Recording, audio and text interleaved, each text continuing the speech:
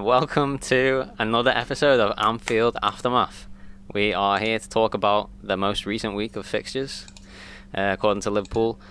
We will be focusing on last night's defeat away in Spain, but before we do, we'll briefly discuss Arsenal in the Premier League. So, Craig, I don't know if you want to kick it off with initial thoughts about Arsenal. Kick it off. Initial thoughts. I was worried Arsenal's in good form. I feel like I think they had a few injuries, but I feel like Arsenal have probably got to the point where they can't really break into the top four or maybe even the Europa League places. So I think all their eggs were probably in the Europa League basket. So I feel like, well, sort of echoing, I think Arsenal throughout the entire game were pretty much as bad as Liverpool in the first half against Madrid. Arsenal didn't really turn up. They didn't seem that motivated, and thankfully Liverpool managed to pick them off. I mean, granted, it took Jota coming on to start the process of picking them off. So it would have been a travesty had Liverpool not beaten them, because Arsenal were absolutely there for the taking. But 3-0 away, it was a much better result than what I thought. Solid, our man Jota again, back at it. Very good stuff. I mean, and it gave Liverpool with the slightest of chances to creep into that top four. So, well needed win. Yeah, I thought it was like first half. I was a little bit worried that we were getting the classic Liverpool we've seen this season, where they have chance after chance, put nothing away, and then the opposition sneak in a little goal, everyone's heads drop, and it's a disaster. But obviously, our saviour Diogo Jota stepped up, and sort of does right out like, but. You see, in the bad spell in like January and February and things, and probably a bit of March too. I mean, it seemed to be never ending. But I mean, Jota was out, and so many times Liverpool wouldn't actually play that badly. But like, no matter who the front three it fell to, they never put the chances away, and then the sucker punch, more often than not, always came.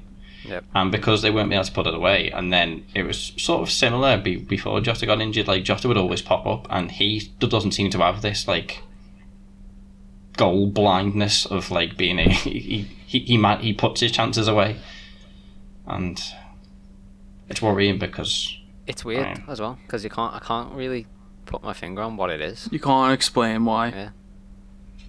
You're getting plenty. Maybe it's just the freshness. Like. I mean, maybe it is a mentality thing. Like, people were talking about the fact that it's like, did Liverpool have been absolute elite level for the past 2 years, like not slowed down, and at some point it hits you, and it hits you like a freight train. And obviously Jota wasn't involved in them 2 years. Maybe that's what it is. It's hard for me to see that though, because I feel like, I mean, you look at Mo, if you look at all of them individually, and they're still so good, and then they get in front of goal and it seems to fall apart, and it's like, I don't know. It's hard for me to believe that they're just tired after 2 years, but maybe they are. I don't know. You kind of struggle to understand it as well, because I guess unless you're doing it yourself, you kind of think like, well, you get like days rest in between, so surely you can't be that tired. But then like, it's probably because they do it like week in, week out. I guess it's tough. I know typically in seasons past, I know Klopp's never been a fan of when the fixtures come thick and fast around Christmas. And it's sort of been like that for the majority of the season to try and because it was condensed, so Liverpool have been playing a lot more. And maybe his whole philosophy is around sort of high energy, and maybe I still feel like if these are like, you know, like athletes at the peak of their fitness, I still feel like they should be okay. Yep. Granted, but it wasn't even because it was like that run of games where they were trying to just catch up with the season. That was before Christmas, wasn't it? And it was like just after Christmas that we started the poor run of form. Yeah, it's like we were top of the table at Christmas. Yeah, we beat Crystal Palace 7-0 before we ended up going to Christmas, and then come back and it was like, oh shit, what's happened here? January from 2017, I think, reared its ugly head again, and then just continued on. But worse, yeah.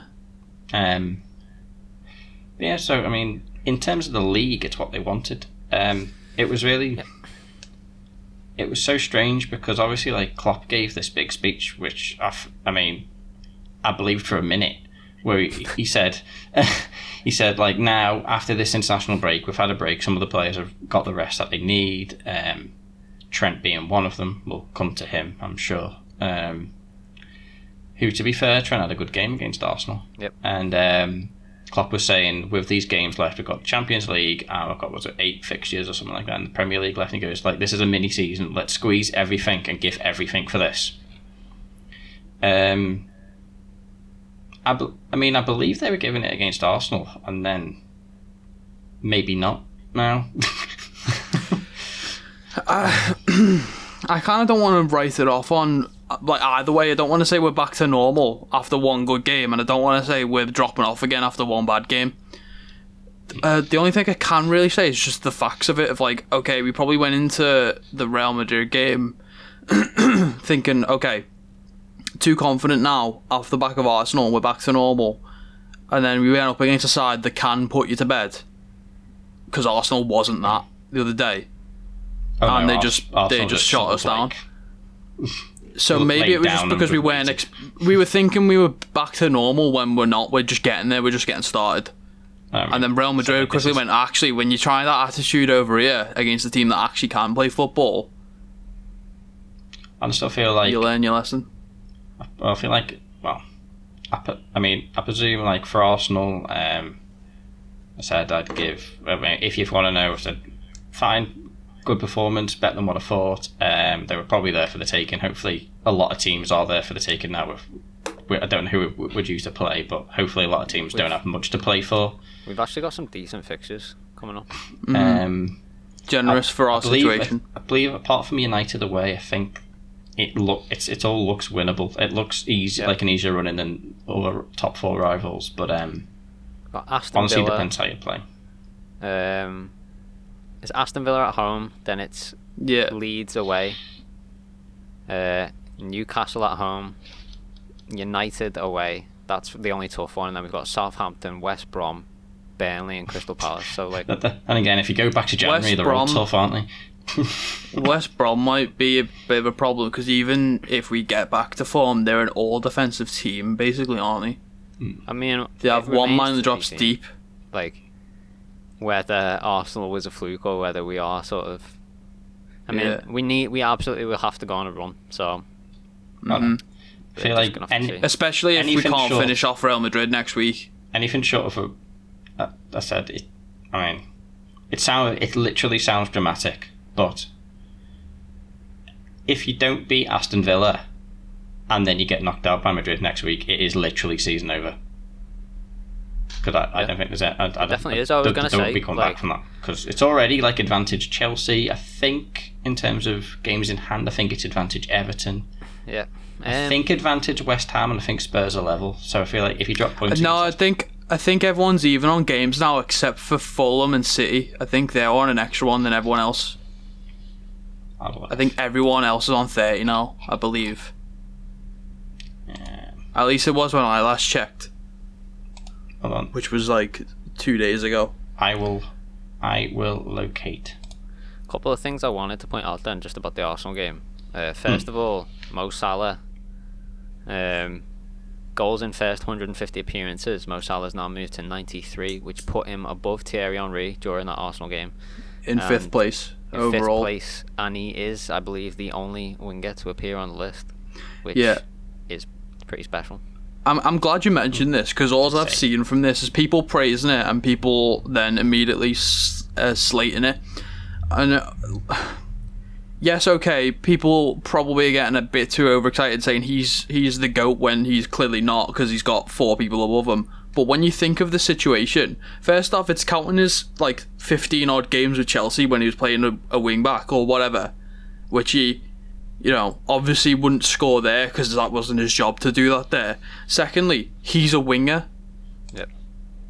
It's not a striker. He's being compared to strikers. That's why it's so impressive. Yeah, okay, he's 5th on the list, but 93 goals in 150 games when he's being compared to the likes of Harry Kane, Sergio Aguero, Alan Shearer. I mean, I think it would be very difficult to break Alan Shearer's record again. Is it Ruud van Nistelrooy? Ruud van Nistelrooy, yeah. And then is it Harry Kane, Aguero? It's Salah, Ruud van Nistelrooy, Sergio Aguero, Harry Kane, Alan Shearer. I think Harry Kane was the first one to hit the hundreds, and he was on 102. It's a pretty impressive list to be a part of. Especially when you're not like in that position. Yeah. It's actually harder to be in that list. It's bad. I feel For like you. this season, I mean, ultimately, thank God for Salah and Jota when he's Yep. been fit, because I don't know. I mean, I dread to think where we'd be without either of them. I know if Both of them Salah have was come in injured, clutch. where are the goals coming from? Yeah, Um, it is scary to think about. that's it. I'd give man of the match to Jota, by the way, for Arsenal. Well, speaking of Jota against Arsenal, apparently now, little stat for you here, Jota now has the best goal per minute ratio in the entire league. He's on 1 goal every 91.3 minutes, which, if you take into account injury time, that's a goal a Yeah. game. Granted, Yeah. he's played a lot less games than most people, so that skews it a little bit, but it's still very impressive. But that's that almost counteracts, because that's even more impressive then. Because that means he's got less time to score. I did want to say, I feel like Jota's second goal, where I think Mane was just running onto the ball and just was maybe like a yard away from him, Jota came in and absolutely smashed it. Remind me James might remember this, I think when Gerrard got a hat-trick against Everton years ago, it was a sort of a similar situation. I think Travis was running in from the side and Gerrard just like ran straight up to it and intercepted it and just smashed it. But to me, that was a very that to me sort of sums up what's sort of going wrong for the front three for Liverpool, whereas some of them, I think they're overthinking things, trying to pass it to someone else, or not shooting at the right time, or trying to play one too many touches and something, where they seem to be lacking that instinct, where Jota literally saw the chance, ran in and smashed it, whereas I don't think there's not enough of them trying to do that.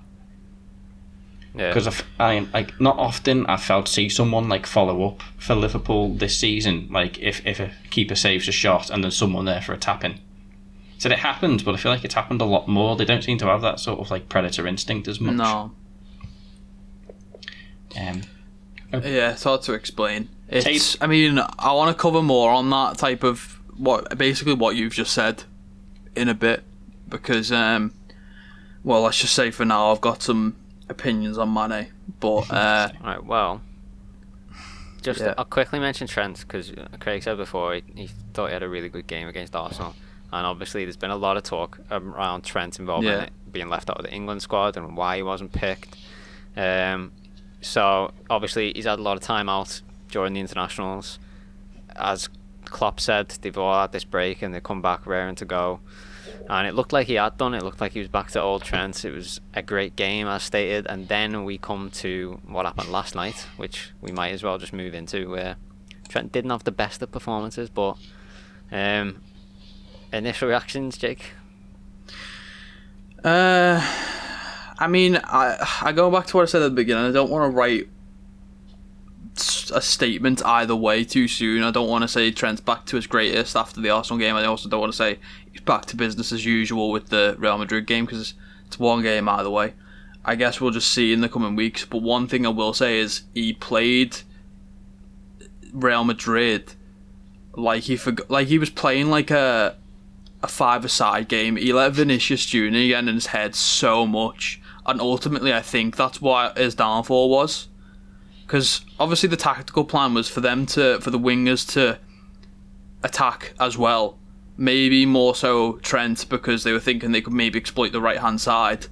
I don't know why you would think that way, because you've got Mendy there, who's known to be quite quick and pacey, so could keep up with Sal. But anyway, obviously that then leaves it exposed for the likes of Vinicius. I mean, they've got players like Toni Kroos and Modric and, you know, all that. They can easily exploit you from that side. And I think that's exactly what happened, and Trent just let it get to his head. It felt like he took on... he felt like he was blaming himself for it, but then also decided to channel that anger to the player. And you just can't do that, because then Vinicius knew exactly what to do, got him booked, kept getting in his head, made little silly little fouls every now and then, and ultimately just shot him down. So was this initial reaction to the game in general or to Trent? I can give an opinion on it. Let's go into the game in general, and then we'll start covering people. Okay. I mean, I know we spoke before the game about this, and I thought myself, I mean, I think I said it to both of you. I know a lot of people before the game didn't think Madrid had much of a chance, and they had injuries. And to me, still, I said I don't know Guilty. I don't know how much like of Madrid's like sort of like makeshift defence have played together, but I mean, I still feel like ultimately we are still playing with two very, very inexperienced centre backs in the grand scheme of things against Real Madrid, who are still a team of world class players. Who, I mean, this isn't their first rodeo. I think they have won the most like Champions League. I think it's like 13 for them, and I think their closest rival might be on like 7 or 8, maybe. I don't know. I don't know who that is. So I mean, they know how to get stuff done in the Champions League. And unfortunately, with our experience, Nat Phillips does not know how to get stuff done in the Champions League yet. And I think they just set up right. And I don't think Liverpool's mentality was there at all. No. I think it was considering what was at stake and Liverpool's like reputation in the Champions League, what it means to them, the history with the club. I feel the attitude from the players and what they did in the first half was awful compared to what it has been. And I thought they should have done a lot better, and they should have been more raring to go. Yeah, I thought it was a shocking performance from almost everyone, to be honest. I don't know what happened. Coming off the back of that Arsenal game, I felt like everyone believed Liverpool were back at their best. Everyone believed, as Craig just said, that we had a chance against Madrid. When you looked at the draw, it was like, this is decent. Like, we'll take Madrid. And it was like no one showed up. I don't know what happened. Everyone was giving away balls. Kabak and Nat. The truth is that both of them are way out of their depth. Like, neither of them are at the level to be playing a Champions League quarter-final game against Real Madrid. Like, that's just fact. I know. Well, like, one thing on that though is I don't against them. It's just that's it. That's where they're at. But did anyone expect them to be? Like, obviously, like, I mean, I can say personally, I didn't expect them to have, like, I didn't expect them to start bullying the likes of Benzema. No, but I'm just saying that's where this all stems from. Like, you can point out individual performances, like Mane wasn't good enough and Keita wasn't good enough, Thiago wasn't good enough, but like, I think a lot of this, Trent as well, it is stemming from the fact that like we haven't got Van Dijk and Gomez back there, and it does bleed forwards. Yeah. Even if you say like Mane wasn't good enough, but it is having a knock-on effect across the entire team in just the way that we play. Obviously, like, the fullbacks are struggling, I think, to get forwards and be, you know, a little less defensive minded because they're worried about the two centre backs. The midfield is the same, and then obviously if your midfield are having to hold back, that's affecting what's happening going forwards. And I think we really just are in a position where, fact is, I mean, like, look at it this way. I'm being honest, I just can't see. There's no way we're going to win the Champions League this year, because if we struggled that much against Real Madrid, we're going up. If we make it to the final, we're going up against either Man City, PSG, or Bayern Munich, and it's just not going to happen, is it? So, yeah, I think it's like, well, also with the defence with Kabak and Nat. So, like, I know, like, a few of them have had, like, man of the match performances since they've been partnered together, but I mean, and it's fine, they can do the job when you're playing, like, Sheffield or, you know, like, you could play, like, 10 teams probably out of the Premier League and they would be fine because they can deal with that. But Madrid started quick, Liverpool started really sluggish, they were second best to a lot of balls, and they just couldn't keep up. Like, Madrid started quick and Liverpool couldn't keep up with the pace from the word go, basically. And they were sort of ran slow. ragged. Yeah, we were too slow. We kept losing our nerve and passing the ball away. So, like, I can't even remember, like, I think I remember, like, 2 times off the top of my head where Liverpool managed to get the ball vaguely near their goal. Every other time, they seem to be, like, defending for their lives, especially down Trent's side. Amazingly, we never had a single shot in the first half. I can well believe it, to be honest. They weren't creating anything. I don't think any part was working, to be honest with you. Defence looked really shaky. midfield at times seemed relatively non-existent and didn't seem to be closing down or creating anything going forward. And I can remember Salah getting the ball a few times, running into the box, and haven't got a clue where Mane or Jota were for large periods of it. No, I feel like they both went missing, to be honest. Jota went missing. I don't know if it was the occasion for Jota. Mane has been struggling for a while now, if we're being honest. Jota, I expected a little bit more from him, but again, maybe it was the occasion. To be fair to him, he's not used to that yet, I guess. No. He's still relatively fresh signing for Liverpool. Has he played European football at any level before? Europa League, maybe? Yeah, he might have played in Europa for Wolves, but yeah. But it's still, it's a hell of a big occasion going to Madrid for them. Yeah. I said, regardless who they've got out, they are a club who are serial winners in the Champions League. And take it really seriously. I'm sure there've been years where Madrid finished 6th in La Liga but still won the Champions League. For them, that's the competition. Much more than winning La Liga.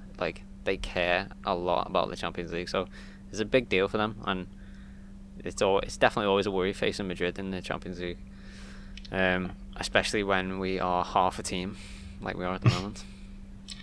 Yeah, I think put Van Dijk in there and put Henderson in there, that attitude would have been completely different. I'd even go as far to say I don't think you would. Obviously, it would help, but I don't even think you'd necessarily need Van Dijk in there. Even just having someone like Gomez and Fabinho and then Henderson in midfield, I think even that would have done. One thing I'll say, going back to Trent's performance, the second goal was Asensio, right? Yeah. Trent essentially, I don't know what he was doing, but I don't think anyone knows what he was doing. It flags up how poor he is defensively, which I feel like I've said multiple times on this podcast. But he sort of headed the ball, sort of flashed it across goal, and it landed perfectly for Asensio, who put it away.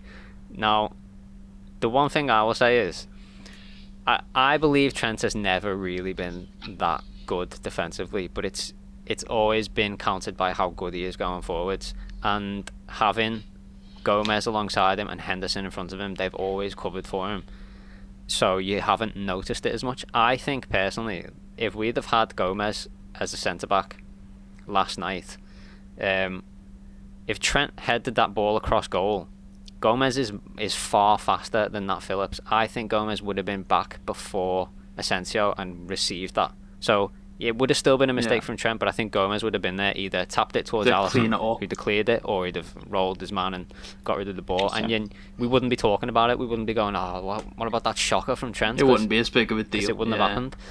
And I think that highlights just how important Gomez and Henderson are in our team. Because obviously, Trent's assist stats are ridiculous, to the point he is a phenomenal player, and we do need him. We can't just be let's get rid of Trent, he's shit at defending. When we've got the right players on the field, it kind of doesn't matter. And I think just focusing on Trent himself being left out of England, I don't think it's a coincidence that in a time period where Gomez is injured and can't play for England, and Henderson is injured and can't play for England, Gareth Southgate has said, I'm not having Trent. Because if Hendo and Gomez were in that England team, maybe he'd say, I'm comfortable having Trent there. That's my opinion on it. I agree with it for the most part, but then you do look at who he selected and you question some of the other choices as well. But defensively, they're much better. You might look at it and say but Trent offers so much going forwards, but Trent offers next to nothing going backwards. No, but you can still try and utilise his attacking force as a wing back or whatever in the England squad, but he's for the most part, for the most other right backs he's chosen, like Kyle Walker, Kieran Trippier, they're I get them, but he's chosen Eric Dyer over Trent, and it's there's almost no point at that stage. You might as well just take him for the option, at least in my opinion. I personally, I would think maybe give him a go in midfield for England if you're not comfortable with him defending. They did try that break before, didn't he? I'm sure he played 1 or 2 games in midfield. I think it also might benefit us because a lot of people talk about wonder what he'd be like in midfield. Moving him up. I wouldn't like to see them experiment with Liverpool, but I'd be down for experimenting with England. Yeah. To be fair, like I was saying, seeing Trent in midfield, it's probably more common than what you think because of what he's like defensively. He's probably bombed down the wing to put a cross in and just forgot to track back. so he's just hanging around there anyway. But I feel like, well, I don't know what you think, but I said I don't think the mentality was there to begin with in the first half against Madrid. I feel like I don't know what's going on with the heads. I thought they'd be fired up and good to go, and I think what they showed was shocking. But I feel like it might be. Sorry, I was just going to say, like, I know they were the mentality monsters, but I feel like maybe it's just really fragile now. I mean, it was all fine against Arsenal because they hadn't conceded, but they conceded a goal. And then, I don't doubt Trent's passion because, you know, he is like the scouser in our team, probably future Liverpool captain. It obviously means a hell of a lot to him. And he knows how much it means, but it's like I feel like as soon as that first goal went in, it just sort of summed up everyone's sort of attitude, and the heads dropped, and then I feel like Trent's mistake sort of summed up, I feel like, what happened to the entire Liverpool team. Yeah, I feel like at the moment, I mean, obviously we were the mentality monsters last year, and I feel like this year it's obviously dropped off, and I think it's very obvious why it's dropped off. Obviously, the security at the back's not the same. When you're working, knowing that behind you is Van Dijk and Gomez, you can operate quite freely, and if you're there with, I mean, no offense to them, they've been great so far for what, you know, they've done what we've needed them to do, but Kabak and Phillips, you kind of like, I need to remember to get back as well. I need to remember to go back and help them, and that means you're working on 2 things in your head. You're trying to help the attack, and you're having to remember to go back if it doesn't work. And I mean, in my opinion, it's obvious that should happen. I'm just surprised at how bad it's gotten, and it seemed like it didn't bother us for a while. Like, I remember, I think it was like, well, Van Dijk was injured in the first Merseyside derby, and then for a while from then up until Christmas, we were fine. We had no problems. We were still scoring goals. We were still taking chances. We were still doing everything. But it's just suddenly been like, oh yeah, we haven't got Van Dijk and Gomez back there. Oh shit. But it's like suddenly it's like some senior centre backs at that time. Like we had Gomez for a while, and then like Gomez and Matip. Then obviously Gomez went, but we still had Matip, and we had Fabinho playing there, and then Matip went, and then everything started falling apart. And it was like, should we stick Henderson in? And then like it wasn't kind of working, and then it was like, oh no, Fabinho's injured. Shit. And everyone's just stood there watching it fall to pieces. It was just like and then when you've got the spine to the team, but part of it's not working, everyone's gonna feel it, and it's like, I mean, I don't know why it would put off, because we are still creating chances, we're just not finished them. I don't know why that. I still can't explain that. I think it is like a mentality thing and a confidence thing. Like, but that's the defence. When you think, if you're in front of goal, directly in front of goal, you've been given a chance, you're right there. The last thing on your mind should be our defence, surely. All you should be thinking about is putting that ball in the back of that net right in front of you. But tell that to Timo Werner. Well, I mean, I would. There are other things. I feel like Timo's got a different problem. Individually, like, I mean, it's definitely in their heads, but I just don't know how to I just don't know how to change it. Like, I mean, that's Klopp's job. It's okay, man. We beat Arsenal. Pay me a few million and I'm sure I'll figure it out. But I think just a refresh would be like, it's because it's a mental thing. Some sort of refresh. Either people coming back, some sort of new. I mean, you know, I can't say new competition or new season or whatever because it's not gonna be. But like that type of thing, you know what I mean? Like the international break should be that, and still might be that. But we don't know yet. I mean, we sort of had that with the Champions League, though. Like, even when we were underperforming, every time we went away in Europe, it was like, oh, we've still got the job done there, though. Like, it's different competition. I mean, they're not worried about it. They're not thinking about the Premier League, and they're on it. Yeah. And then last night happened. I mean, it might still be. I'm not going to be so blindly optimistic to say that, you know, we're 100% going to come back and win this. But it's possible. I know Anfield's not quite the same as what it is, it's but in the realms of possibility. I'll sort it out. Yeah, I'll say 2-0 is not impossible. it's not the worst position we've ever been in. Coming back against Barcelona was impossible. Yeah, it was. And that was impossible, and it happened. And if you want to equate it to be like, also helps if Anfield is like bouncing that much, like you can feel the vibrations on the wheel. Yeah, but, I imagine for that people will do. I know we can't be in the stadium, which hopefully around it is what most most people would say. Well, the workaround for that is Barca had fans there, and Real Madrid you won't have fans there. But I imagine there'll still be people that will go and do those things, like they'll let off the fireworks like they usually do for the big games. Yeah. I don't like the fireworks. James will be there with his mate Ross. That's only because every time we've had the fireworks, it's been a bad omen. That's when I feel like things started falling apart. Is when like lockdown happened. Because even towards the very tail end of the season, we had a few dodgy moments, and everyone was like, "Oh, it's because they got nothing left to play for." Like, and every game, people were letting off fireworks, and I was like, "No, the fireworks are the bad omen. Stop." But yeah, that can change. That can change. But I will say, what we need is not fireworks. We need all the fans to go outside and sing and "You'll Never Walk Alone" at the top of their lungs. I would also say one thing I want to mention was against Madrid. I know I mentioned Van Dijk and Henderson before, because I generally thought at times for long periods they genuinely looked leaderless.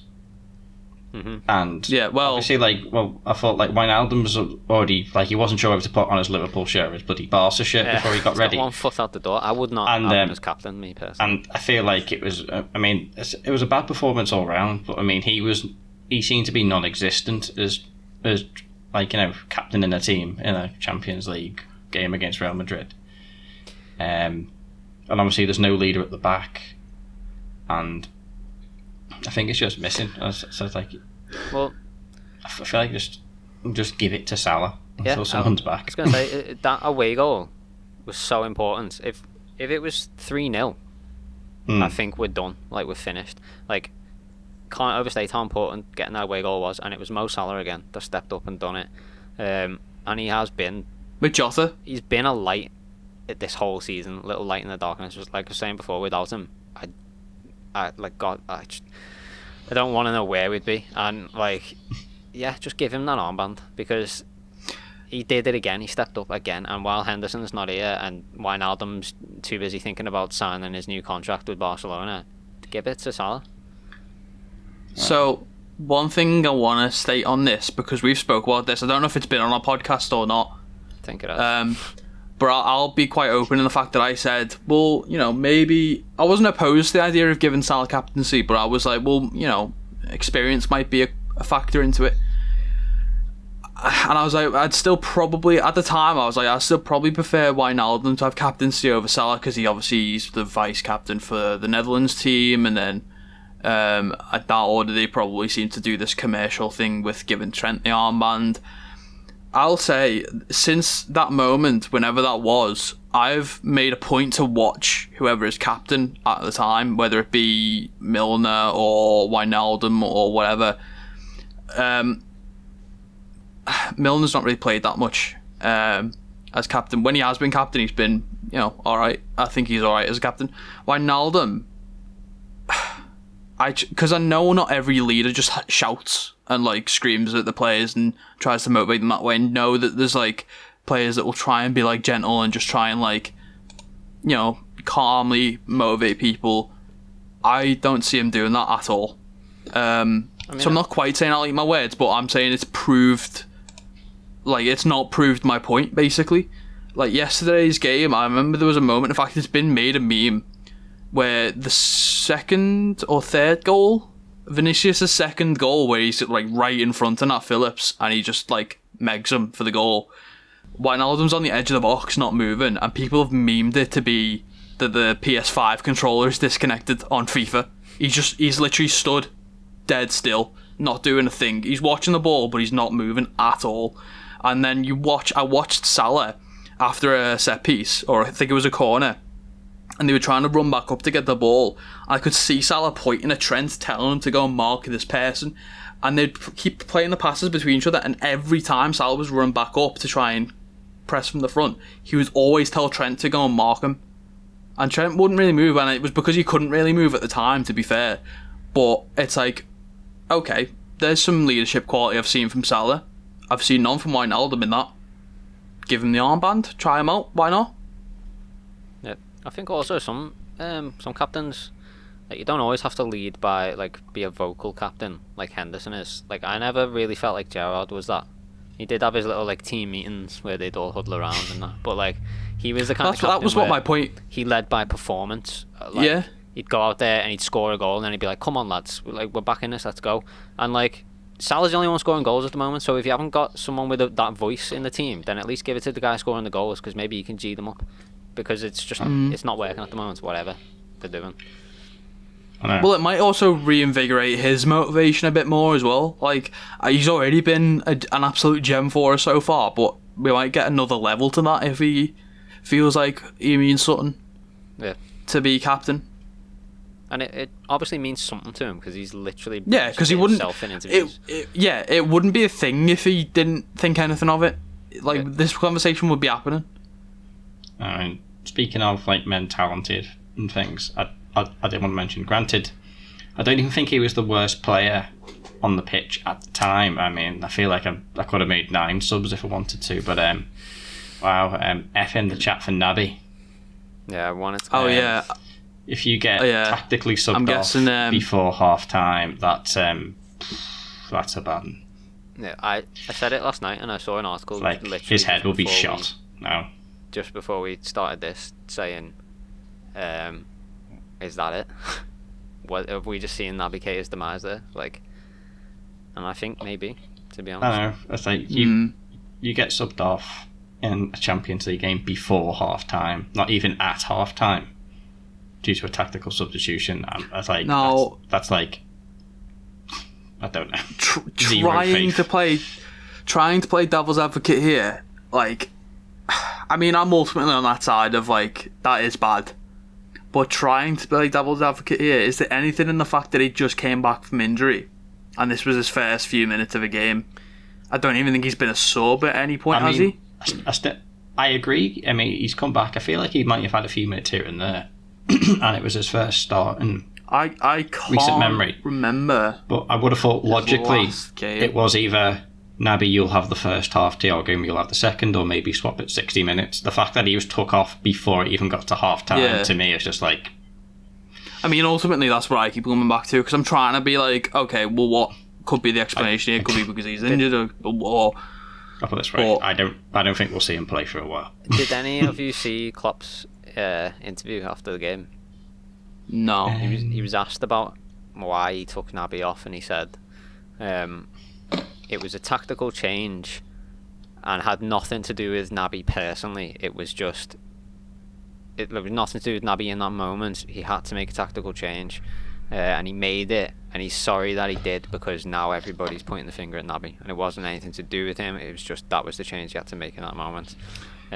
Which I've got 2 points to make on that. One, I think it's good that Klopp finally has the guts to make a change that early, because one of my biggest issues with Klopp is he seems to never make a substitution until like past the 70th minute. Sometimes it's too late, and like to make any sort of change, and the game's gone. But I also don't believe him. I think it was to do with Naby, and I didn't believe we would sell Naby. I remember we were all discussing who might be going and who might be staying, and I said I don't see us selling Naby. He's too good. But I absolutely see us selling Naby now. Like, coming off before half time is crazy. And I remember when Curtis Jones was getting regular rotation in the Premier League, there was one game, I can't remember who it was against, but at half time he didn't come back out, so he only played the one half, and we were saying then, like, it's a bit dodge on Curtis, like, subbing him at half time. And that was at half time. We're talking about an elite player who's played for elite clubs across Europe in Liverpool getting subbed off before half time, and it's I feel like it was maybe like 40 minutes around there. Yeah. Something like that. So, like, to me, I feel like I mean, like, that's a statement because it doesn't even let him play, like, see out the half. He's like interrupting the game to literally say, I don't want you on the pitch anymore, get off. I want to know what he saw, because, I mean, I don't think he was great, but I don't think anyone was really great. No, I mean, I want to know what he saw to take him off. off. Most of the team come half time, to be honest with you. Yeah. I do know, like... I want to know what he saw to take him off. He was giving away a lot of balls, but he wasn't... I feel like that was most... I think... Yeah, I was going to say, I feel like most of the team were doing that as well. I'm pretty sure. Not just him. He obviously subbed him off for Thiago. I'm fairly certain Thiago's first touch, he gave the ball away. So, it wasn't the best substitution either. It was just everyone was bad. Everyone was bad. There's 2 points I can go on for here, and they're a tiny bit of a tangent, so I'm not going to go too far into them because I don't want to go too wild off topic. The first one is, I still don't know if that will be the final straw for him, because out of, like, the quote-unquote dead weight we've got let's go through, like, the injury-prone players. We've got, like, Shaqiri, who's usually can be very good for us in some key moments. Oxlade-Chamberlain, which switches up our style, which could be what we need sometimes. We've got Keita, who is a creative midfielder. Those three are probably the most likely to... Like, one of them surely has to go in the summer. At least one of them. I think all three. I mean, I wouldn't say all three, but it's changed my opinion on what one should stay. I don't think they could replace all three in the summer, but I mean, I would replace all three. Put it that way. Well, so I was thinking the other day, well, what would I do? I'd probably, like, I was always on the boat of keep Keita. He's good creatively, and, you know, he's got the best stats. He doesn't play many minutes, but he's got the best stats per, like, each midfielder, or you know, in Shaqiri's case, forward. But I mean, part of my thinking was always as well, because I think he was quite expensive as a player. Wasn't he like 50 million or something like that? I think just over 50 million, Naby was. And I couldn't see us getting rid of a player that was that expensive, that quick. Depends. Well, not that quick, but without playing that much. But when you think of, like, what they all offer, like, Ox switches it up, Shaqiri can switch it up a little bit. Keita's thing is creativity, and we've now got Thiago. We've got Henderson's a bit creative. Curtis Jones coming up who's a bit creative. Do we need Taki as well? Yeah, who can play midfield, and after his loan spell, might come back feeling a bit more motivated, a bit energised, a bit more experienced in the Premier League. I think you want to stay at Southampton. So, there's a chance he might, you know. But I'll come on to that. I don't know if we'll go on to... Well, I mean, if you've just said we'll go on to it, then we'll go on to it. But I don't know. I can see him staying. But, so one tangent that I wanted to go on was, apparently there's a list of clubs looking at a few Liverpool players. Some of them are those players I've just mentioned. So Sevilla is looking at Shaqiri. West Ham are looking at Oxlade-Chamberlain. And the one I've read today was Leicester are looking at buying Naby Keita. And that would have been for 30 mil. If that's true, I think we should take that immediately.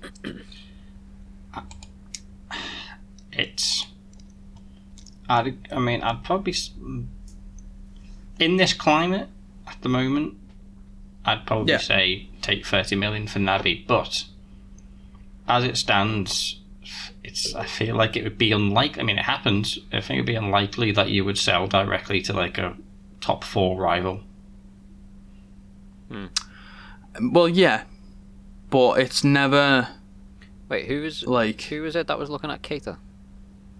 Leicester.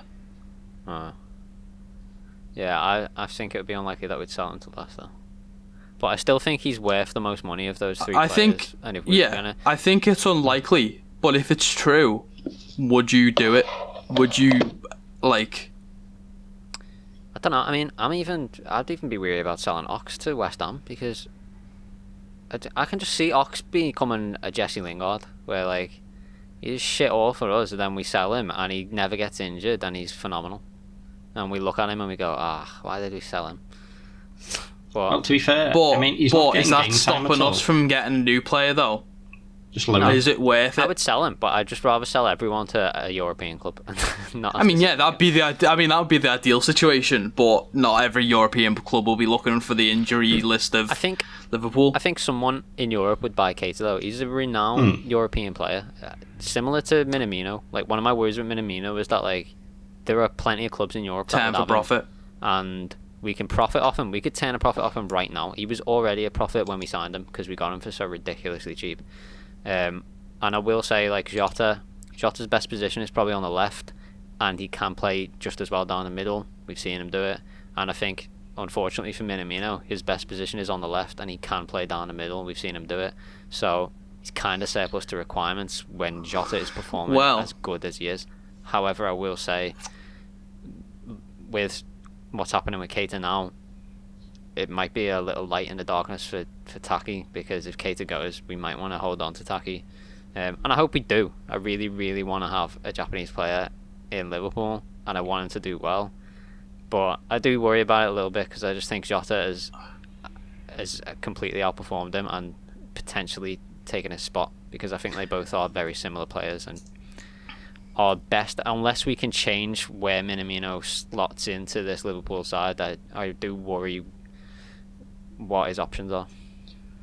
Well, so one thing I'll say on Taki is I think he's yet to be shown a proper run of games. I don't think he's shown what he can do yet. Like, I know he's been signed for us for like a year, but I don't think he's played all in all that much. Like, he's always had like the dying minutes of a game or the first half of a game, or he's played like 90 minutes of like. But let's face it, a game we are fine with losing because it was like the FA Cup or something like that. But compare that to Jota. Like the other day against Arsenal, we brought him on late in the second half and he scored 2 goals. But I think that's rare, personally. It is. Because if you look at like... But they both play the same position, and yes, one of them is vastly outperforming the other. Well, this was going to take me on to my next point, and this might be a bit of an extreme, but that's just the sort of mood I'm in at the moment, so... Extreme Jake. Yeah. I feel like I'm, out of the three of us, I feel like I'm usually quite the fair one with players and thinking like they can return to form a little bit easier, and I'm always the one to say things are fickle in football, they can switch from one thing to another very quickly. I think that's true for everything. One thing I've always, I think, felt like I've had difference of opinions on for you two was Mane, especially like this season. I feel like I was always more generous to Mane than you both were. I feel like that's gone now. I feel like that's, after that game, I was just like, because there's been a build up of games. I've been watching them over games. You know, like we've said it already in the podcast. Jota and Salah have been like the light in the darkness. They've been really stepping up for us. I know there's been conversations where Bobby's been thrown in like the bad books as well. But I mean, I think we're all of a consensus where we can still see that Bobby can offer us something, but it's like not in the role that he's doing now. And I think now I'm willing to put like Mane in like as a category where I'm like, I just think that's done now, personally. Like, you watch him play and you feel like he's not given even 50%. Like, he usually gets the ball, he either takes a heavy touch or he gets a tiny little knock and he goes down on the floor and starts like holding it or whatever and tries to play for the foul. And then there's other times where he'll get nothing from it, and then there's other times where he gets a genuine like penalty but carries on playing. And you're like, I just can't figure you out. I can't figure out. Yesterday's game, I remember there was a through ball from Salah, which would have meant that Mane was 1-on-1 with Courtois. He decided to let the through ball was coming towards him. He could have easily just held back the defender, let it roll past him, drop a shoulder, run past. He decided to then try and like chip it up with his foot. So he just put his foot out, decided to chip the ball up, which ended up taking a heavy touch, went over, and then just went down on the floor. The defender didn't change, didn't nudge him, didn't do anything. He just went on the floor, and I was like, why? just because you lost the ball, you've gone down, and now we're in a worse position. If you'd have pressed them, we could have at least tried to get it back. I just feel like that happens so many times throughout so many different games. I'd say, and it's just like. It sort of moves on to what I was going to say, looking ahead, because personally, I was going to ask you who would you play starting next time around, because for me, like I'd probably rather maybe put Bobby back in the middle and play Jota on the left and leave Mane on the bench. Yeah, that's what I would do. I think Mane needs a bit of a run on the bench, to be honest. I honestly haven't got a clue what I'd do with midfield. Maybe no. Fabinho, Milner, and Thiago. Maybe we know Naby's not going to get a look. Yeah.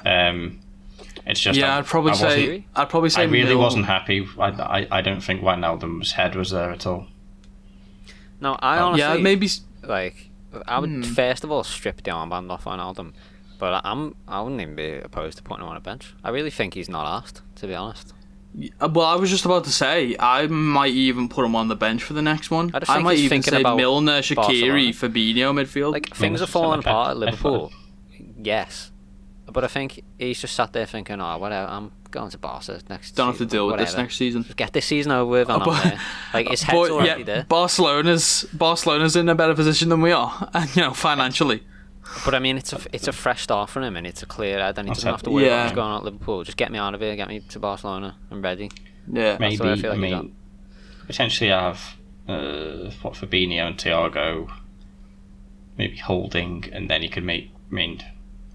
If you could go mad, you could play Shaqiri there. You could give Ox a go. You give Jones a go if you're going mental. Do you know what?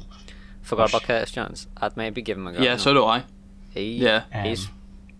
The last few games he played for us, he was phenomenal. So, and I don't know how much we've got to lose anymore because we've already lost everything. So, let's put it out there now. James, you start. Line up, top to bottom. Is this for what next game or what? Real Madrid, home. What next? Oh, bloody hell! Oh, I don't know. Well, first of all, it has to be the same back four because there's no one else. Yeah, I think we're all agreed on that at least. Definitely Jota. I want to see how I don't know, because I wouldn't play Mane next game. I was going to say I want to see how Mane does next game, but I wouldn't play him. So don't forget he will have Aston Villa though. Like he's probably going to get played for Aston Villa. That's what I mean. I wouldn't play him for Aston Villa though. Oh, you wouldn't play him for Aston Villa, but you'd play him for. If he plays for Aston Villa, he plays Saturday. My worry is that he is obviously still Sadio Mane, and if we didn't play him against Madrid and then we lost, I'd be like, maybe we should have stuck Mane on. So I don't know. I'm scared. I don't. You know what? I don't even want to predict anything to do with Madrid because it's bad times. It's danger times. That's great content, Craig. Can I just say? I just wanted to mention. I think Saturday is versus Villa at home, 3:00 kickoff. Wednesday is Madrid at home, 8:00 kickoff. So I'm not worried about rest. They don't have to travel anywhere for these matches. Yeah. So I feel like you could play anyone on Saturday and they'd be fully fit and good to go and rested for Wednesday. There's no travel or anything to worry about. I feel like you've got enough of a gap there to play your strongest team twice. Is Mane in your strongest team? No. Okay. So you're not playing him on either? Fair enough. No. I don't. Jota has to play. Salah has to play. I feel like it's strange to say it's this mysterious stuff that he does off the ball that seems to be missing. Like I'd put Bobby back in the middle to help create for Jota and Salah, because I know if he creates for one of those two, they will actually score. If he creates for Mane, he'll probably trip over himself. And midfield, I'd play Milner, Thiago, and Fabinho in midfield. Usual back five. Okay. Who was that? Milner, Thiago, and Fabinho. Yeah. I mean, I'll agree. And See, I want to say Milner for the leadership, and I want to say Curtis Jones to give him a chance. Plus, Madrid, I don't though. really. We're talking Madrid. Here. Well, this is the point I was gonna make. I also don't want to start Thiago because he's on a yellow, and we know what he's like with fouls. So I was like, but I think having both of them, both having Milner and Curtis Jones, is not as a midfield. I don't think works. No, they don't. But I mean, you give it a go. I mean, see what happens. 70 minutes, throw him on. I don't think the occasion would faze him personally. I bring him on, but I'm talking about to start though. If not, maybe throw Shaqiri in there because Shaqiri's I think he's I think that's well what I'd do. I think I'd probably play Milner, Fabinho, and Shaqiri to start. And I mean, you need then goals. have You to Bobby. break them down. Say again. You need goals, so may as well. Yeah, yeah. Plus, we've seen him with free kicks. I mean, I know he doesn't do that every week, but he's got it in his locker. Question. Go on. If we're talking we need goals, what about all four? What if you played two in the midfield and you put Bobby on with the front three? If Mane's game wasn't so bad, because I was originally hoping we'd try this at some point and have two holding midfielders. Try it for Villa. And then the usual back four. And then have the front four as Bobby and a 10. And then have the usual front three. I wanted to try that, but I think Mane's game yesterday has I mean, I might be fine after a few days. It's just because it might just be because it's fresh in the mind. But I remember just thinking, God, you're playing so shit, mate. No. So I don't know. Or we'd probably best get our predictions in. And for which one? For both? Well, I was going to give predictions for both because I don't know if I said it to you off camera earlier, but I'll say it now on camera, on mic. Literally, I feel like if you don't beat Villa and you get knocked out against Madrid, that's season over. Mm-hmm. So, both are obviously must-win games. I said, well, I mean, if you get knocked out by Madrid, at least beat Villa and keep yourself in the top four race. I think Liverpool will be okay. Villa will give them. I think Liverpool will beat Villa 3-2. Is Grealish fit again? Is he back? You don't know. Do not know. Madrid. Oh, Christ. Because he changes that for me, I think. I still think we win. I honestly have to say, I feel like we'll lose 2-1 to Madrid on the night, but we'll see. I can hope. I mean, if you wanted the table, I know I mentioned it earlier. Aston Villa have a game in hand on 44 points. Everton have a game in hand on 47 points. Liverpool on 30 games played on 49 points. So if Everton win the game in hand, they go 1 point ahead. If Aston Villa win, they will be 2 points behind. So Liverpool are 7th. Spurs are in 6th on level points with a slightly better goal difference. Chelsea are now 5th on 51 points.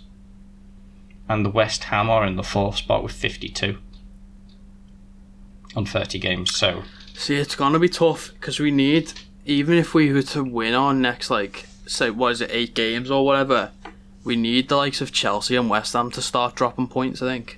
I know. Well, I mean, that's entirely possible. Because not only we having to consistently, not necessarily beat them, but keep winning to keep Tottenham out of it.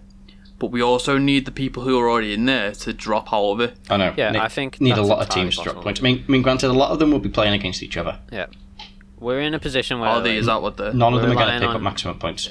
People around us to drop points, but we ourselves need to just go on a run now and win some games. We do have favourable fixtures aside from United, so I believe that we can do that. It is possible to get top 4. It's definitely possible for the likes of Chelsea to drop points, but we have to win pretty much every game. Especially if they go the way with Champions League, because they should have an eye set on that. Yeah. Even if it's like the semi-final or whatever. So I'm gonna predict 2-1 for Villa. And am I allowed to just not predict Madrid? No, you have to. Well, I'll just say 2-0 then, because that's what we need. And if we don't get it, then who cares? It's over. That's a fair opinion. Go on then, All Jake. right. I think Aston Villa, if Grealish is playing, I think we can squeeze a 1-0 and just like get the goal and try and just play possession. I think if he's playing, it ends up being more likely to be like a draw, and that's probably being optimistic. I don't want to say that, but I feel that's what's going to happen. But then the season, so do you agree that the season we're done? If anything less than a win, we're just finished. Short of all those other teams I've just mentioned losing, yes. I don't know the fixtures. I don't know the run of fixtures from what we have, and I don't know the run of fixtures from what like other teams have. But I mean, we're really so close I don't know to be dropping points. I mean, yeah, it's literally like it's so close, but I don't know what the fixtures are. I agree. Like even if we get fourth is 3 points ahead of us, so it's obviously plausible. But there's also 4 teams with sort of an advantage over us in the top 4 race as the table stands. Not fixture-wise, but as the table stands. It's going to be very close. I think regardless of what happens, it's going to be extremely close. So are you saying 1-0? You know, if we win. I'm saying 1-0 if he's not playing. I'm thinking it's going to more likely be a draw. What are you saying? Like, maybe because you made me predict, so you can't. I don't know if he's fit or not. I don't. From what I know now, I don't think he's fit. So I'll say 1-0. And Madrid. Madrid, I'll say. What was the final score of yesterday? Was it 3-1? Yeah. Yep. Away goal. I reckon 2-0 and through. No, I reckon we'll go. I'm gonna go 5-0. extreme. I'm gonna go extreme. I'll say we'll get 3-0. Oh no! Wait, no. I reckon it'll be 3. Yeah, 3-0. Yeah. Okay. Could be 3-1 and penalties. Who knows? Oh, for God, not penalties, please. It's okay. Brewster's gone. Who's gonna take it now? Salah. Sub on Ben Davis for his first appearance. To take a penalty against Madrid. Though. If he scored it, he'd be a hero. Adrian comes on to take a penalty. He's alright at penalties, that's right. saves his reputation after Villa last time. Right then, so next episode will be after that Madrid game. So we will know next time we sit down and record the state of Liverpool Football Will the season Club. be over? Yeah. So tune in next week to find out if Liverpool's season is over or not. We'll see you then. Yeah. Bye from me. Ciao, mate.